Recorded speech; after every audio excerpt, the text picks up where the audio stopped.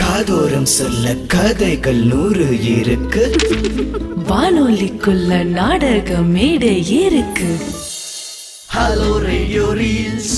அனைவருக்கும் வணக்கம். இது ஹலோ ரேடியோ ரீல்ஸ் வழங்கும் 40 மாத்திரைகள் அத்தியாயம் 3. லதா வீட்டுக்கு போகலான்னு ராஜாவும் சேகரும் முடிவு பண்ண, என்னவோ அது கோபிக்கு பிடிக்கல.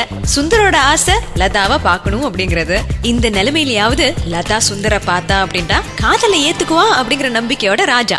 கோபிக்கு லதா வீட்டுக்கு போறது ஏனோ பிடிக்கல. சுந்தரமூர்த்தி வேற லதாவை பார்க்கணும்னு ரொம்ப ஃபீல் பண்றான்.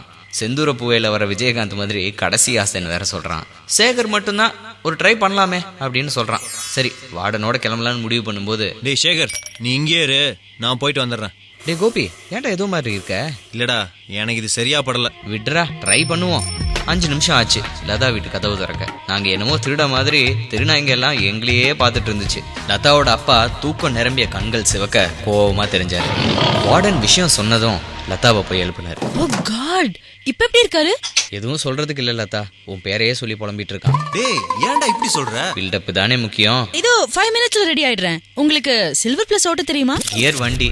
முதல் முயற்சி இரவுல வேண்டான்னு நான் கொஞ்சம் யோசிச்சு தயங்கி நிக்க, அந்த நேரத்திலயும் லதாவோட அப்பா எங்களை முறைச்சு பாத்துக்கிட்டு இருந்தாரு. இரு, நான் ஓட்டுறேன். சரி சார், அப்ப நாங்க கிளம்புறோம்.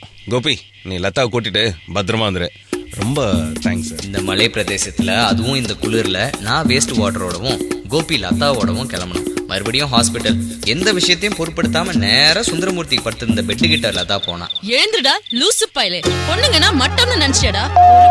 உனக்கு வேணா உன் உயிருக்கு மரியாதை இல்லாம இருக்கலாம், எனக்கு அப்படி இல்ல. லதா, அது வந்து இடியட். போன வாரம் கூட உன்னை புத்திசாலி நினைச்சேன் தெரியுமா? என் மனசு கூட ஒரு வேலை மாறி இருந்திருக்கலாம். ஆனா இப்போ சான்ஸே இல்ல. லூசு பையலே. சாதாரண விஷயத்துக்கு மாத்திர வரைக்கும் போற சங்காத்தமே வேணாம். இந்த மாதிரி ஒரு அடிமுட்டாளோட எனக்கு எந்த ரிலேஷன்ஷிப்பும் எந்த காலத்திலுமே தேவையே இல்ல. சுந்தருக்கு மட்டும் இல்ல, எங்களுக்கும் வாயடிச்சு போச்சு. 3ஆம் நம்பர் பெட் இருமல் கூட நின்றுச்சு ஆஸ்பத்திரியில. அதுவும் நள்ளிரவுல இந்த மாதிரி ஒரு சுவாரஸ்யத்தை யாருமே எதிர்பார்த்ததில்ல. சுந்தர் கை நடுங்க ஆரம்பிச்சது. பல முறை சொல்லிட்டேன் உனக்கு, உன்ன மாதிரி ஒரு ஃபூலோட என் லைஃப கமிட் பண்ணிக்க நான் தயாரா இல்ல.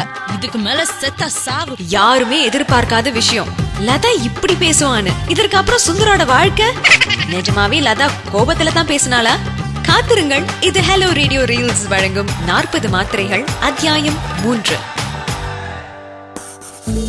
காதோரம் சொல்ல கதைகள் 100 இருக்கு. வானொலிக்குள்ள நாடக மேடை இருக்கு. Hello radio reels. Brought to you by Achi Masala, the mother of good taste. Powered by Fair and Handsome, whitening face wash gel for men.